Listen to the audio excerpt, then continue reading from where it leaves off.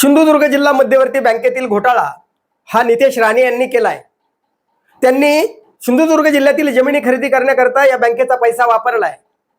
काजू लागवडी करता म्हणून घेतलेलं कर्ज त्यांनी जमिनी खरेदी करण्यासाठी वापरलंय। त्यांनी मानधनावर कर्मचारी असलेल्या लोकांना सुद्धा 8 कोटीपर्यंत कर्ज दिलंय।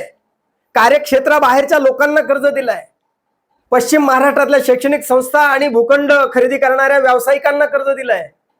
आणि विशेष म्हणजे त्यांनी 13 कोटीचं कर्ज स्वतःच्या कंपनीला सुद्धा घेतलंय। आणि हे करून त्यांनी नाबार्डचा आणि त्या आरबीआयच्या मार्गदर्शक तत्वाचं उल्लंघन केलंय असा आरोप जो राजन तेलींनी केलाय। याची चौकशी आता रश्मी शुक्ला करतील का वराह जयंती साजरी केली म्हणून आणि काळी टोपी आणि खाकी पॅन्ट घातली याचं बक्षीस म्हणून या नितेश राणेंची पाठराखण केली जाईल।